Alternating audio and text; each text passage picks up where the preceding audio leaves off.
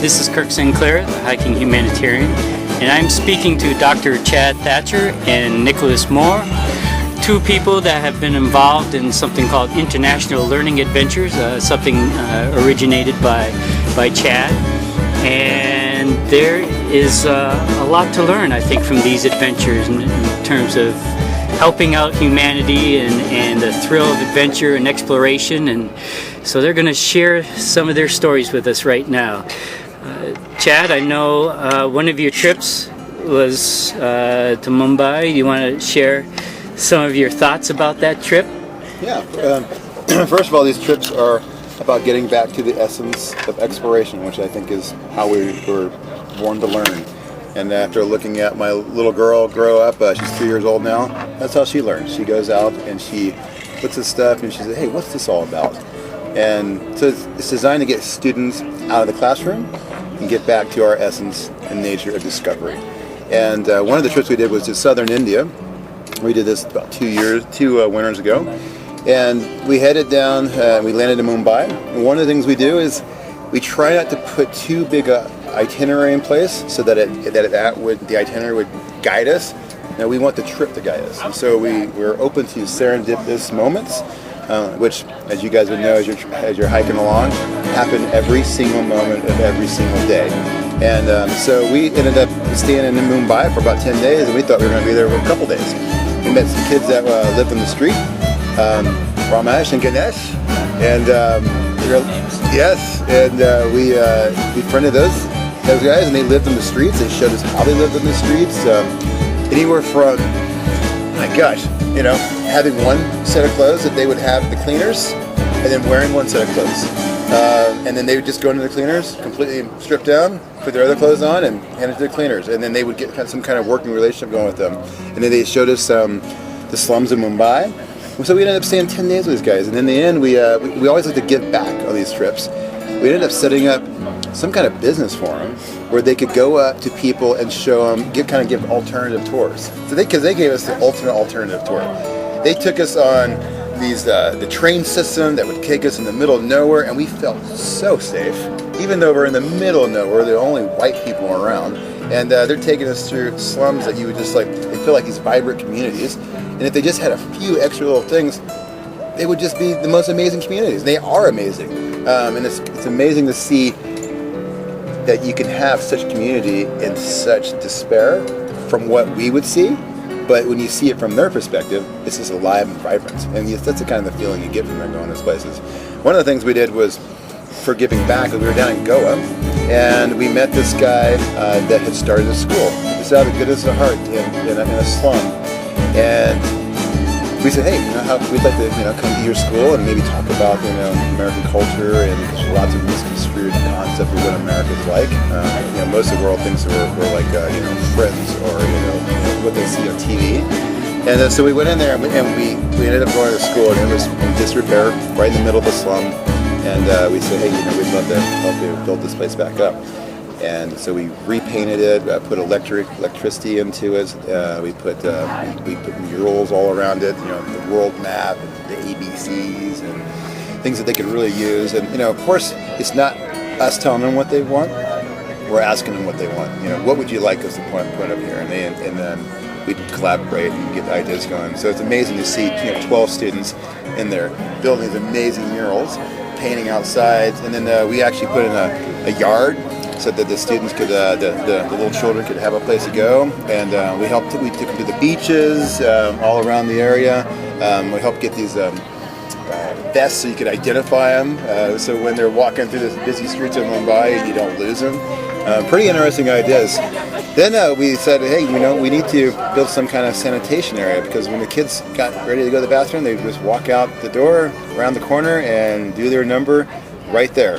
And this is where they're walking and stuff. And we had there was a doctor there that was talking about their biggest issues are sanitation, and they simply live in filth. And most of them have to shave their heads to get the lice and things out. And we wanted them to have a place they could go to, where they could go to, clean up, go to school, and then the school is really neat because it's in the center of the community. It's right next to the drinking hole. And so it could be a place, and so the sanitation area became this great place that the students could go to clean up right before school, and then they could go to anytime they wanted to. So we put in a whole, bathroom and places to wash up, and it really transformed the place. The cool thing about going into some of these developing countries is your dollar goes so far. With your labor and just a few $100s, you can do amazing things, get amazing results. And I'll let Nick here talk a little bit about that adventure too. Yeah, well, I was wondering, Nick, if you could expound or go over again your feelings involved in the house that you were working on for a couple of weeks and turning over the keys. You were just sharing that story. I hope you don't mind maybe sharing it again, going it through with us. It was a different trip from the one we were just talking about, right? You want to set up the table a little bit here? Well, we ended up the year after we went to India, we went to Southern Africa, and you may or may not know, but South Africa is pretty colonized, and some people even refer to it as Euro Africa, if you will, because it's on the hinge of modern, but it still has its political and economic drawbacks. As we went more north, we saw the poverty increase significantly, and we realized that we wanted to make a difference in a small community. So we ended up in a village called Mwandi, Mwandi, and we met some incredible people that were from the United Christian Zambia organization, and their goal was to unify a village by enabling them with housing and assist them with different educational sources and so on. So our project was to build a house. We built a house from the ground up essentially, and I think that the most fascinating thing about the actual building of the structure was that it was all local material, as in the timbers that we used were cut from trees that were within 2 miles of the house that we built. And the concrete, the quote-unquote concrete that we used, was made from digging up termite mounds and simply applying water and packing it in really tight. The only thing that was not from the local area was the roof, which was sheet metal roofing. They decided not to do the grass style roofing that you typically think of when you think about village homes in Africa, because they were compromising the structures too quickly. So that was probably the most expensive thing in the project, but altogether it only cost us $230 to build a house for a family of 6. And when I say that, I don't mean 2 stories and a basement, obviously. I mean 2 rooms, as basic as it gets, but livable. And not only livable, but the family that accepted the house was extremely appreciative of the fact that people were willing to help. One of the things that ended up happening was most of the group worked on the house for the first few projects, for the first few legs of it, if you will, and then they ended up having a rafting trip to go on the Zambezi, and I wasn't on that. So I decided that with my time I wanted to see the project through and finish it. And when I came back to the village, the kids that saw me were enamored. Because they knew why I was coming back, even though we didn't speak the same language, but I could feel how they felt in a way. Like I had somehow been able to empathize with the fact that they were living in, extremely impoverished conditions, and they saw somebody that was willing to help. And amazingly, our biggest help came from all of the kids in the village. I'm talking 12 years old and under. And in one case, this girl named Mesa helped us throughout the entire duration of the house, including when the whole outdoor program staff was there. And she was 9 years old and was carrying on her hip her little sister the entire time that she was helping us build this house. And I didn't know, but eventually I learned that it was her mother that was going to be moving in there. So consequently, this was going to be her house. And in retrospect, thinking about the fact that a 9-year-old had a significant role in building her own house is something that you don't see or even comprehend in the United States because of how structured everything is and how our system goes. But that's something that left a lasting impression on me because, well, things are a lot more difficult there, but they're also a lot more simple there. And she knew that, we were willing to help, and she took that and as a source of inspiration and used her hands and her head and her knees and everything that she could to help us put this house together. So eventually, I was given the opportunity to give the key to the family. And when I was told that was going to happen, it was extremely humbling in the sense that I'm one really small piece of this universe, and I'm making some sort of difference in a family. But more so that they were gracious enough to, welcome us to their village, and also, as I said, construct the structure. So when the time came around to give the key to the actual family, there was huge cultural exchanges going on. I was speaking English to a friend of mine that came with me to finish the project, and he was translating that into Nyanja so that the daughter of the head of the household could understand it, and she translated it from Nyanja to Mosi so that the rest of the family could understand what was happening. And just knowing that there was that web of communication made me feel like there's a lot of things that are possible in this world in terms of giving something to humanity. And like I said, it was only a 2-bedroom home for a family of 6, but they didn't just look at it as only a 2-bedroom home. They looked at it as a home. They looked at it as a place where they would be given better opportunities to make their livelihood better.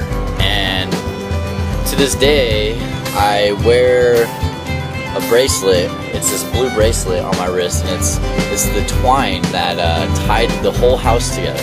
And in fact, it was tied on my wrist by the little girl that ended up living in the house, and I miss it. What a story that is. I had to fight back here a little bit, but and no doubt that plays into this Stay Positive movement I've been hearing a lot about, and I know you're a central figure in that, Nick, along with Chad being your advisor. So maybe some comments on that. Well, we in Grand Junction have developed an organization called Meant for Movement, and essentially Meant for Movement has founded what we call the Stay Positive movement.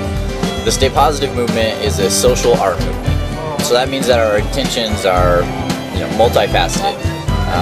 It's a social movement in terms of wanting to do some volunteer projects and humanitarian projects for our local community, as well as obviously for our international community. And it's an art movement in terms of encouraging artists not to only see the tragedy in the world and interpret that and express that, which is what we're used to, but to see the beauty in the world and interpret that and express that in different mediums. So what we do is we meet twice a month, and we'll have like a business part of the meeting and an art part of the meeting. And at the business part of the meeting, we start really basic. We say, how do we want to give back? What kind of topics do we want to get involved in? And 2 years ago it started. We're like, we want to help the homeless. So that's a big social problem, and that's a huge thing to tackle. And we thought about finding a way to set up a way to feed them every Sunday, or how a lot of organizations will set up what is that called? Just essentially like a food table, free food for the homeless. And we realized that we wanted to not just feed the homeless, but we wanted to give a homeless family a home. So over the course of a couple of months, a handful of 25-year-old and under college students went through the entire process of renovating a broken down, nasty trailer house and turned it into a livable space that was actually significantly improved structurally. Had no plumbing to begin with. We fixed all of that. The electricity was extremely problematic, and we were able to fix all of that.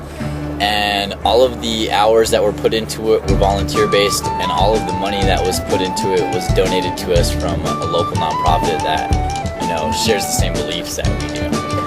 Due to some YouTube constraints, I'm going to have to try to wrap things up a little bit. Yeah. Chad, I'd like to get back to you on some thoughts about Stay Positive and about, sustainable education. All right. Well, one of the things that I think is great about Stay Positive is they're just giving life a different twist. And one of the things they do is it's so simple. Is they'll go down here to the street corner and hold up their art, and it all says Stay Positive. And people will just, you know how it is when you're driving around in traffic and stuff, and all of a sudden you see something like, oh, yeah, life just isn't probably that bad right now, especially here in America where we have, so many resources and stuff. And I like the way they direct their energy, and it gives it a much more positive spin. And, sustainable education. One of the reasons I do this stuff with these guys is it is sustainable education, and we need to start learning in a different way. We need to start learning in a way that connects us as opposed to divides us. Right from a very early age, we are put into different classrooms. We're batched according to when we're manufactured, and then we go into first grade, and we're not a second grader, we're a third grader, and then you have all your disciplines are completely separated into math, different areas of science, and it happens all the way through college. So I'm very into reintegrating the subject areas, interdisciplinary way of looking at things, and so that students walk out of high school or college and look at things as fundamentally connected. Why is math so important? Because it's connected to every other subject area. Why is Spanish so important? Well, maybe if you don't even speak Spanish, you're still learning how to think in a different way. Learning another language is one of the most important things you'll ever do. When you start speaking in another language, you are a different person. And you can see things from a different perspective. And I want students to come away knowing that, there's all these different perspectives, but they're so connected in so many ways. And start seeing things as a system, as opposed to these individual little units. And even if they are individual or different units, they're all connected in an intricate web. And so one of the things I came up with through my research on sustainable education, which Prescott College are one of the, I think the leaders in kind of innovative education, is simplest definition of sustainable education is seeing connections. And sustainability education is about creating an environment for your students to see the connections. That was it. And if you can create that environment, we can get rid of the word sustainability forever as far as I'm concerned. And just having our students just come out the other end going, wow, the world's connected and I'm part of it, and every action I make affects it. Okay, well, this was quite an interview. And I really appreciate you guys for giving your time to do this. And wow, can't wait to put this on the web. Yes, Thanks, Chad. Thanks, Nick. You're welcome. This has been the Hiking Humanitarian. Wow, that's all I can say right now. Thanks for bringing these groups together on your walk. And I'm sure you'll meet many more people. It was great.